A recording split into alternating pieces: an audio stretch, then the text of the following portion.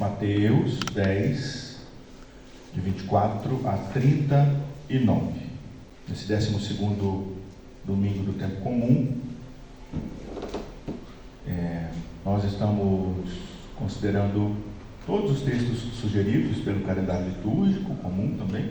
E a sugestão é que a gente reflita junto com os nossos irmãos e irmãs, espalhados mundo afora, sobre esse trecho do Evangelho de Jesus, que diz assim: nenhum aluno é mais importante que o seu professor e nenhum empregado é mais importante que o seu patrão. Portanto, o aluno deve ficar satisfeito em ser como o seu professor e o empregado em ser como o seu patrão.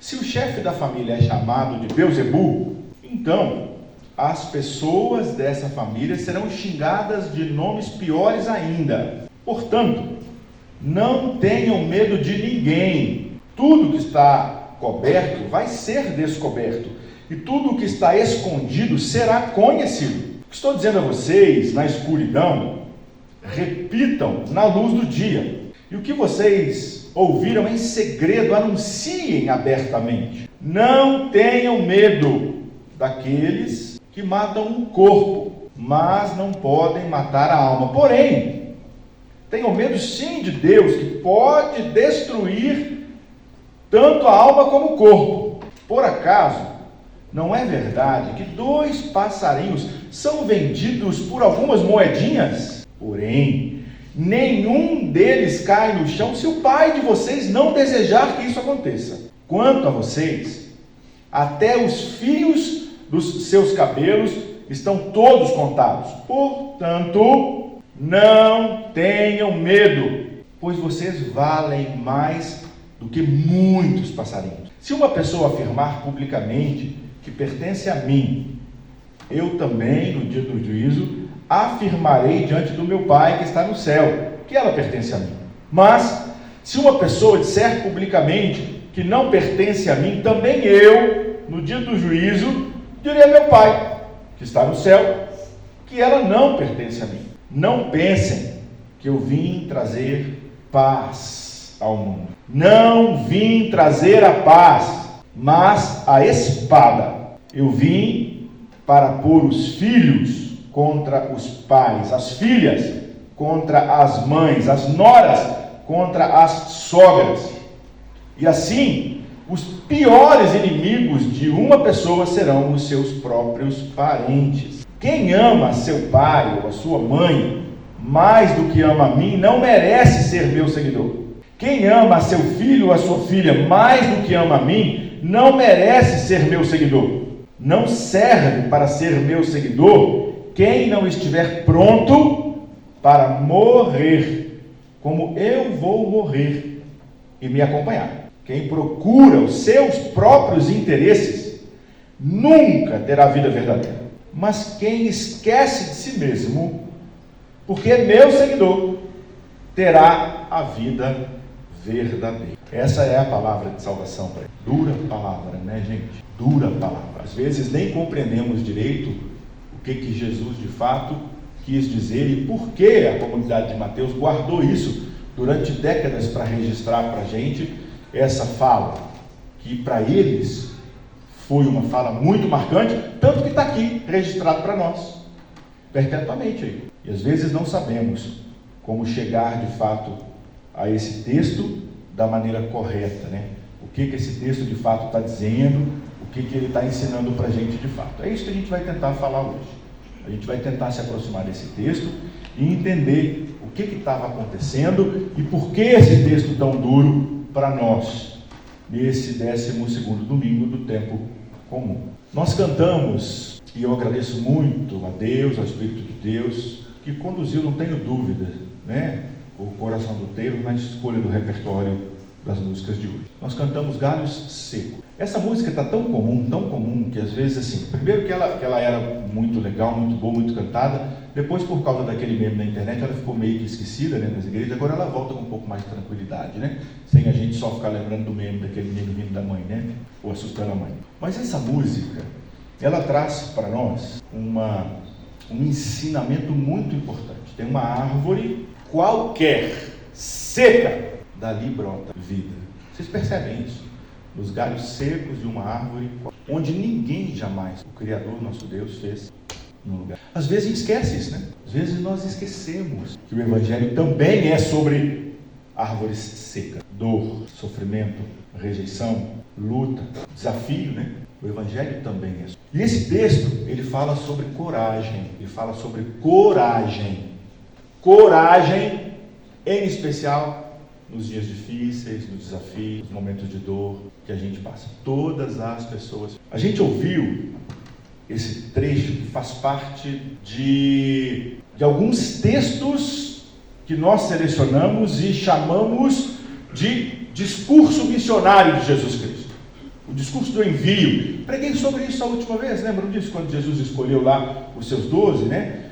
E no último sermão meu aqui, nós falamos sobre as pessoas que Jesus disse para elas, para os apóstolos, né? Que peçam a Deus, orem, falem com o Pai, que o trabalho é muito, a seara está aí, mas pouca gente para trabalhar. Peça a Deus para trazer mais pessoas, para que essas pessoas sejam enviadas. Imediatamente após, as pessoas que oraram, pedindo a Deus para ter mais gente, pedindo a Deus para enviar mais pessoas, elas se entenderam como umas pessoas chamadas por Deus e foram enviadas para fazer o trabalho. Olha que interessante. Quem pediu se tornou resposta da sua própria oração. Isso é muito importante lá no sermão passado. Hoje, o que a gente tem aqui nesse capítulo 10, né? Nessa narrativa tão bonita da comunidade de Mateus? A gente vê aqui um testemunho do reino de Deus. Não é uma promessa por facilidade. É difícil dizer isso também. Mas Jesus não prometeu facilidade, vida própria. Gente, a gente precisa combater uma doença teológica chamada Evangelho da Prosperidade. Isso é uma doença. Isso tem adoecido, alienado um monte de gente. Tem um monte de gente ficando frustrada com Deus por causa dessa loucura, dessa teologia da prosperidade, desse Evangelho da Prosperidade, desse Deus que promete tudo de bom, que você não vai ter mais sofrimento, que você vai ter a sua casa própria, seu carro zero, que Deus vai te honrar, que você ser bem sucedido é ter dinheiro conforme os padrões da nossa sociedade. Mentira, gente, pelo amor de Deus. E eu preciso entender aqui que o convite aqui é feito para uma realidade de conflitos que todas as pessoas vivem, mundo afora. E esses conflitos, eles não são só dentro de nós, eles também são externos. Eles também trombam em estruturas da formação, eu vou colocar no plural, das sociedades espalhadas por aí. Porque Cristo traz uma nova forma de ver e de viver, que vai confrontar a forma anterior de ver e de viver. É aquilo que a gente estava falando aqui na escola dominical, quando a gente pega as talhas duras de pedra com água, lá nas bodas de Caná, simbolizando uma leitura exigente, e de repente aquela água se transforma em abundante vinho, em uma outra realidade muito melhor, muito superior da realidade anterior. A gente precisa entender que a gente vai confrontar essas estruturas para experimentar uma realidade melhor, abundante na vida. A comunidade de Mateus com certeza estava vivendo muitas coisas aqui, porque esse texto é mais ou menos ali em torno dos anos 80 da era cristã. Nesse tempo, como o texto do Evangelho de João que a gente leu domingo passado, no sermão meu anterior, a gente vê tensões familiares acontecendo ali. Por quê? Porque no ano 70 o templo foi destruído, falei isso também, a gente precisa trazer à memória isso. A gente vê os judeus, seguidores de Jesus, né? A comunidade seguidora de Jesus sendo expulsa da sinagoga. Teve um sínodo dos judeus que expulsou quem cria em Jesus como herege. Eles se reuniam lá na sinagoga, lembra que eles se reuniam na sinagoga e em casa? Agora não mais. Eles passam a ser perseguidos pelos próprios judeus, pelo povo judeu. Eles já estavam sendo perseguidos pelo Império Romano. E eles começam a reunir escondido. Famílias foram separadas. Relações interpessoais foram quebradas. Tristeza, frustração, decepção. Porque eles acreditaram em Jesus Cristo, reverendo. Pela fé em Jesus. Então, esse povo que foi perseguido, expulso das sinagogas, tensões familiares por causa da fé, esse povo entendeu que o que Jesus falava não era só de uma fé mística, era de uma fé pública, que confrontava relações, valores, prioridades. Mas esse texto não é um chamado para o sofrimento pelo sofrimento. Eu vou sofrer porque servi a Jesus, eu tenho que sofrer, eu vou me autoflagelar. Não mesmo. Eu dei uma ênfase numa mesma palavra 3 vezes, que ele repete nesse pequeno... E a ênfase que dei foi em não tenham medo. Então o texto é um chamado para a coragem. É um chamado para que a gente não tenha medo diante das adversidades. É um texto para renovar a esperança, apesar dos problemas. É sobre isso que esse texto está dizendo. É um chamado à coragem. Coragem que aparece também nas leituras. Nós iniciamos o culto com um trecho do Salmo 86. Uma pessoa que estava extremamente angustiada e frustrada. Mas uma pessoa que confiou. Ele escreveu assim: no dia da minha angústia clamo a ti, porque eu sei que o Senhor me responde. Olha isso. A gente começou o culto com esse salmo. Depois, Taylor leu Gênesis 21, uma história maravilhosa, mas uma história muito injusta, onde o patriarca nosso e o patriarca do povo judeu tem uma ação extremamente injusta em expulsar Agar da sua família como seu filho mais velho. Porque Sara ficou com ciúme e não queria que o menininho dela, o escolhido do Senhor, dividisse grana, herança, com outra pessoa, ainda mais alguém do Egito, ainda mais alguém que eu vou usar um nome aqui que eu detesto, né? Mas não vou usar a palavra que a gente usa hoje, que é uma pessoa escravizada, mas aqui eu vou colocar, ainda mais uma escrava qualquer. Era isso. E Abraão, calado, não fez nada. Um homem que respondeu ao chamado de Deus, expulsou a mulher com o menino. Nessa situação louca no deserto, sem saber como voltar para o Egito, sozinha, gente, com o filho. Com certeza passaram ali alguns comerciantes, né, que deram carona para ela chegar depois na outra terra. Mas Deus ouviu o choro desse menino. Deus ouviu o desespero dessa mãe, que deixou o menino numa sombra e se afastou para não ver o filho morrer. Ela não queria ver o filho morrer. Ela não podia fazer nada. Deus falou ao coração de Agar. Ela se levantou. Ela teve a coragem de pegar o menino. Deus abriu um poço no deserto. Ela encontrou um poço aleatoriamente no deserto. Deu água para o menino, renovou a força. Conseguiu alguma carona. E está aí. Descendente do povo, descendente de Ismael. Toda aquela comunidade lá, Palestina, aquele povo todo que está. E até hoje tem essa assustadora, desumana guerra por causa de poder. Até hoje. Mas Deus ouviu a voz, o choro, a angústia. É isso, é sobre isso. Aí a gente vai para o texto que Valmir conduziu a gente, que é a carta de Paulo aos Romanos. Paulo vai nos lembrar que nós somos unidos em Cristo pela morte. E a gente tem participação também em sofrer. A gente também sofre. Porque em uma sociedade injusta, quem pratica justiça, sofre. Em uma sociedade de desamor, quem luta pelo amor, sofre. Em uma unidade onde cada um só olha o seu umbigo e olha a individualidade, quem luta pela unidade, sofre. A gente está contra a corrente, gente. Ser seguidor de Jesus de verdade não é entrar na maré da corrente que está aí. Vamos aí. Não, é confrontar o que está aí, de injustiça, de desigualdade, de luta, né? E inclusive no meio das nossas igrejas cristãs, que estão prometendo o que Jesus nunca prometeu, que estão vendo Jesus distorcido e fazendo uma coisa louca por aí. Assim, a gente chega no Evangelho de hoje, que vai tratar para a gente, que vai nos convidar para que a gente tenha a mesma confiança e a mesma coragem desses textos. E é à luz desses textos que a gente chega nesse Evangelho.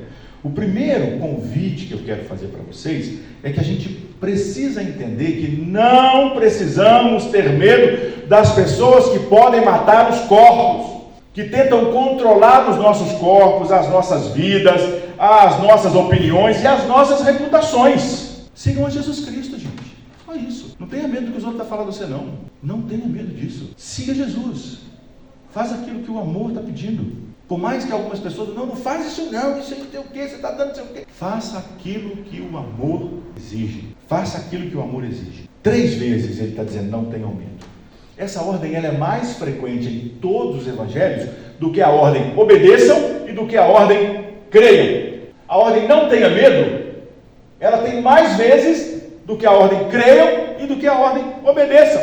A comunidade de Mateus conhecia esse medo da rejeição, conhecia esse medo da perseguição, da exclusão social, de perder família, de perder amizades, de sofrer por isso.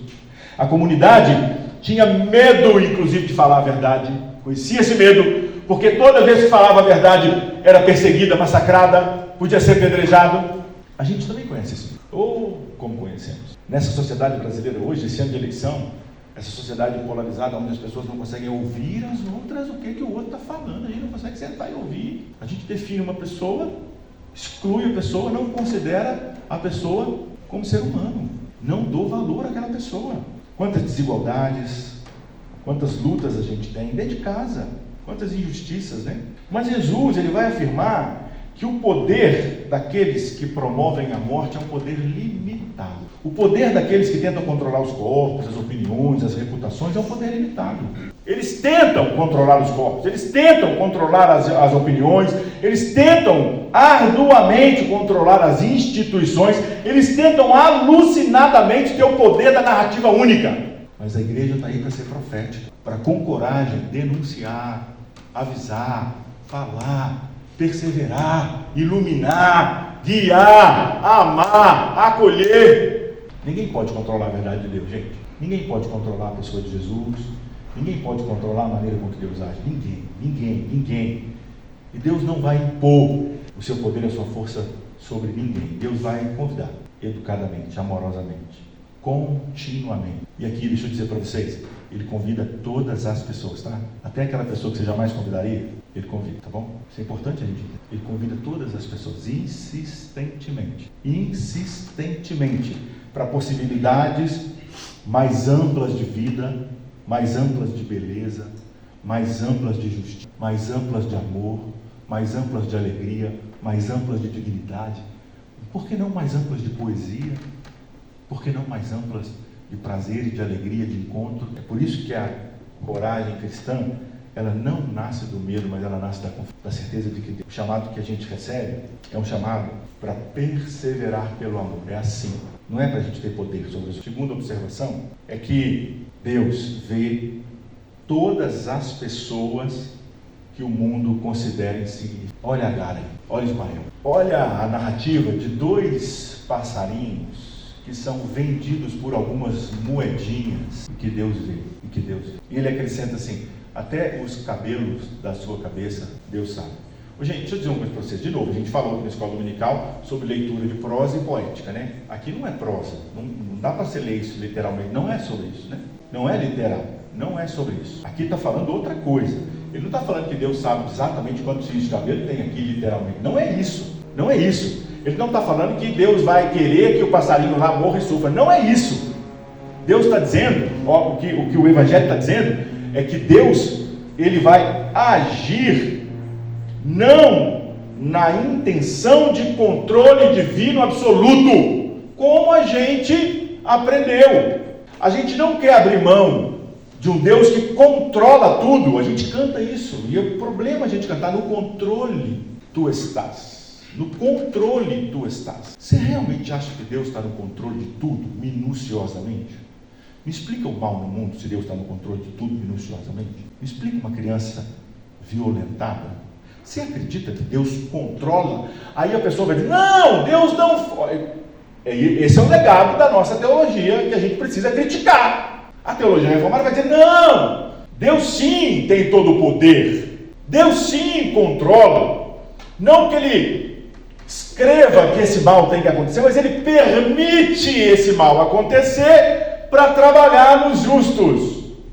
Honestamente, um Deus que vai permitir uma criança de 3 anos ser violentada para trabalhar no meu caráter, eu sou ateu desse Deus. Se você quiser crer nele, o problema é seu. Assuma as consequências da sua fé. Eu não consigo crer num Deus que vai permitir tamanha violência, fora as outras que estão aí corriqueiramente. Eu preciso refletir sobre isso, gente. A gente precisa refletir sobre isso para a saúde nossa de fé. E aqui eu encontro um Deus que vai, de novo, nos convidar continuamente para a vida. O Deus o objetivo aqui é revelar o valor que Deus atribui a cada vida. É isso que o texto está dizendo. Quando ele fala do cabelo, quando ele fala do passarinho, o texto está dizendo assim, aqui, prestem atenção no valor que Deus dá à vida. Então não tenham medo, porque se 2 passarinhos que são vendidos por uma merreca, não acontece nada com esses passarinhos, se Deus não estiver ali no cuidado, vocês valem mais do que muitos passarinhos, quanto mais a vocês. Vocês acham que Deus não vai cuidar de vocês nos momentos dos perrengues? Vocês acham que Deus não vai cuidar de vocês no momento da luta?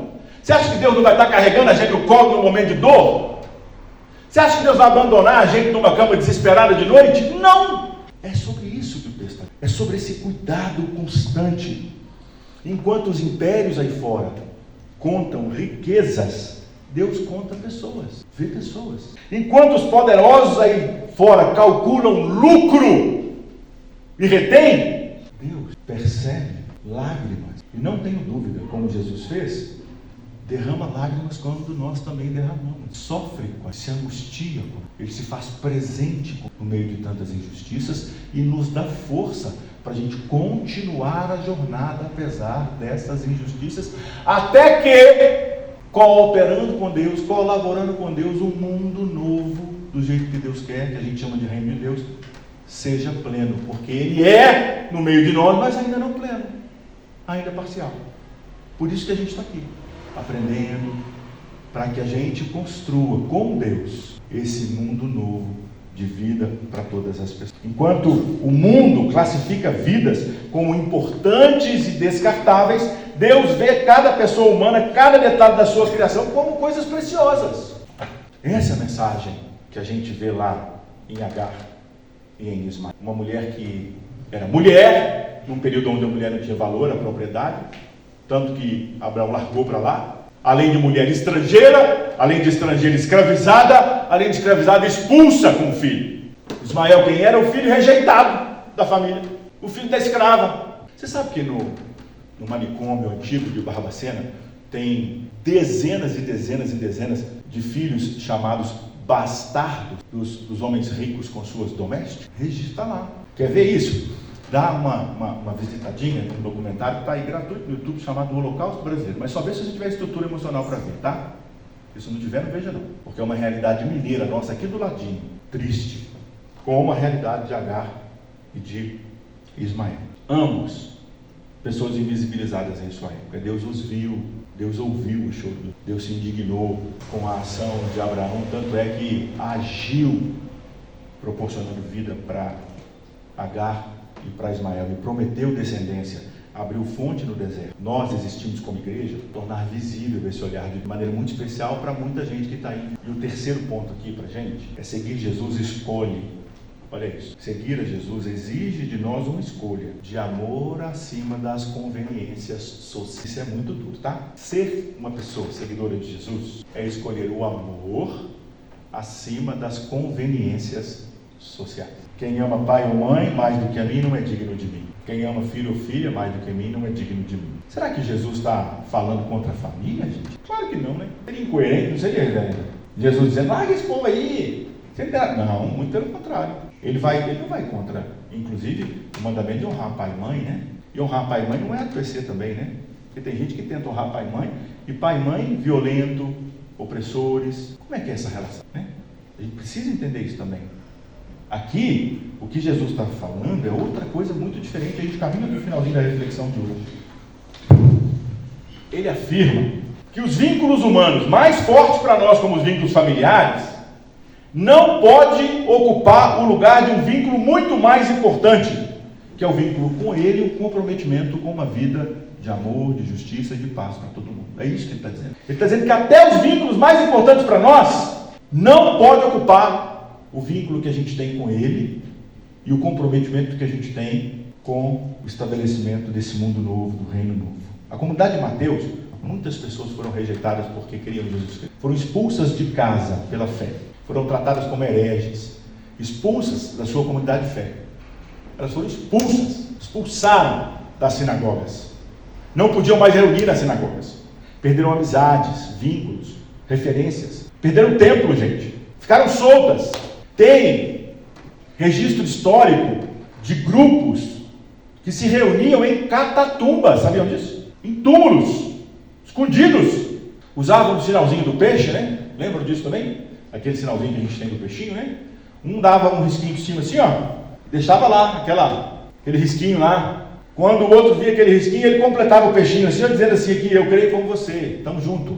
Tá sozinho não. Vamos junto aqui, que essa opressão não vai matar a gente. Eles não vão conseguir matar a gente. Infelizmente, muito triste isso. A fé produz sim divisões. Infelizmente é muito triste isso. Mas por que produz divisões? Porque a gente está numa sociedade que, se a gente for falar de segregação aqui, de estrutura, a gente vai ficar aqui muito tempo. E eu não quero falar, vocês sabem disso, eu não preciso falar. E que tudo isso é confrontado. A gente precisa lutar pela família de amor, pela vida de amor, pela vida digna para todo mundo. E aí a gente está junto, mesmo com todas as diferenças que a gente tem. Os discípulos não buscaram conflito, gente, eles receberam rejeição. É diferente. Eles não foram lá brigar com pai e mãe, com filho e filho. Não!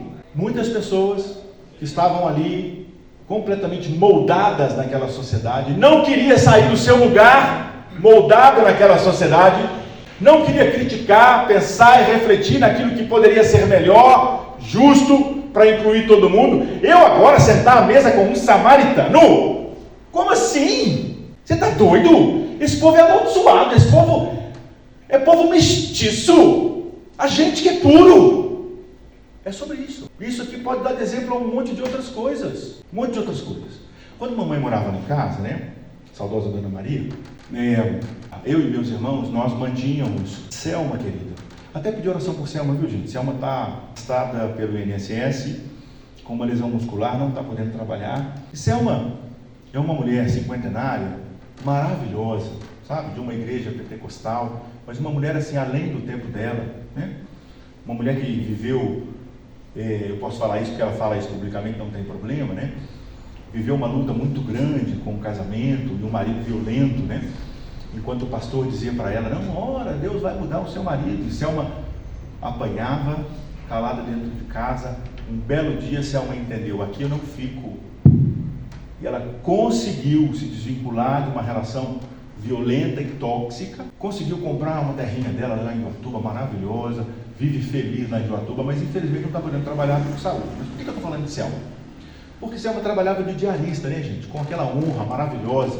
Deixava a nossa casa assim, eu saudade da Selma, gente, pelo amor de Deus, né? E saudade também não só da pessoa da Selma, que é maravilhosa, mas também de tudo que ela ajudava a gente. Porque hoje a ajuda dela é muito preciosa e a gente não tem a ajuda dela hoje.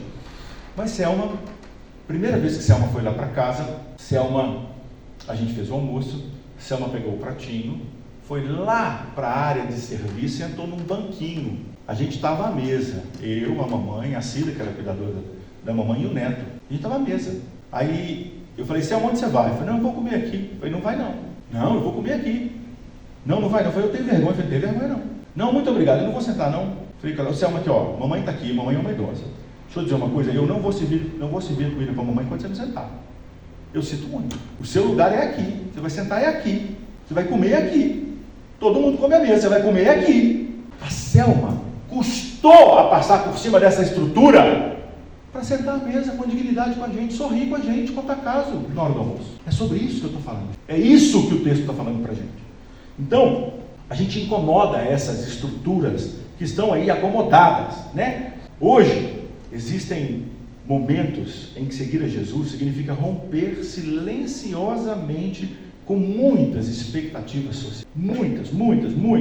Quando escolhemos, por exemplo, a honestidade em vez das vantagens, quando defendemos a inclusão em vez da discriminação e do preconceito, quando acolhemos em vez de excluir, quando buscamos justiça em vez de escolher os privilégios que a gente tem, quando permanecemos fiéis ao Evangelho de Jesus, mesmo quando a gente é incompreendido por amar. A cruz mencionada aqui por Jesus Cristo não é um símbolo de um sofrimento desejado, de olha como eu estou sofrendo, como eu sou bom. Muita gente acreditou isso na história, viu gente? Achando que o sofrimento era uma virtude, te colocando no lugar de um cristão melhor. Não! É símbolo de fidelidade ao amor, quando o amor tem um alto custo no meio da nossa vida. Assim, então, eu concluo aqui, peço o Taylor para nos ajudar nessa conclusão, Que pergunta a gente pode fazer, né, diante dessa reflexão de hoje? Hoje eu estou tentando arduamente terminar todos os cultos às 11h30. Eu vou conseguir, tá? Hoje já passou 10 minutos, eu prometo que antes de 4 minutos a gente vai embora. O que tem que prevalecer na nossa vida? Aí eu pergunto para você: você acha que vale a pena viver uma vida com medo para atender às expectativas que a sociedade coloca sobre a gente enquanto ser humano, enquanto mulher, enquanto pessoa? Deixa eu falar aqui, olha, as mulheres, você tem que se acomodar a tudo aquilo que a sociedade impõe sobre vocês como mulheres? O que o Evangelho fala sobre nós homens aqui? Vocês têm que atender todas as exigências que o machismo exige de nós enquanto homens? O que é ser macho? Você acha que é isso que a gente tem que fazer? O que a gente tem que fazer, né? Será que a gente vai viver nesse medo constante? Como é que a gente vai fazer isso, né? O que a gente vai enfrentar? Ou será que a pergunta que a gente tem é se a nossa vida pode ser baseada na coragem e no amor? Será que é possível a gente ter uma vida de coragem e de amor? Será que é possível a gente amar corajosamente e entender que o Evangelho de Jesus, ele é para libertar a gente dessas prisões? E sobre isso, eu olho lá para o salmista e eu vejo a oração daquele homem angustiado. Eu olho para Agar e eu vejo aquela mãe mostrando que ela foi escutada por Deus em um momento de abandono. Eu vejo Paulo, o texto que Valmir leu, mostrando que é possível ter vida. A gente cantou aqui que de um galho seco brotou flor. A gente cantou isso, né? E aí eu fiquei pensando, né, que nós recebemos um chamado, não de medo, mas de amor e coragem. Amor em acolher, em resistir, em denunciar. Amor em honrar Jesus. E aqui, nessa coragem, eu lembrei de uma música lindíssima que eu queria que a gente cantasse. Essa música, ela vai dizer mais ou menos assim, né? Aquilo que eu faço hoje, planta uma semente daquilo que vai ser amanhã, sabe? E eu queria incentivar a gente a plantar sementes de amor e coragem na vida. Para nós, nos nossos corações, na nossa estrutura de ser humano, onde a gente estiver, que a gente plante sementes de amor e de coragem. E essa música é do Gonzaguinha. Vocês vão lembrar dessa música? Do Gonzaguinha? O Gonzaguinha escreveu assim: olha só, ontem um menino que brincava me falou, hoje é semente do amanhã.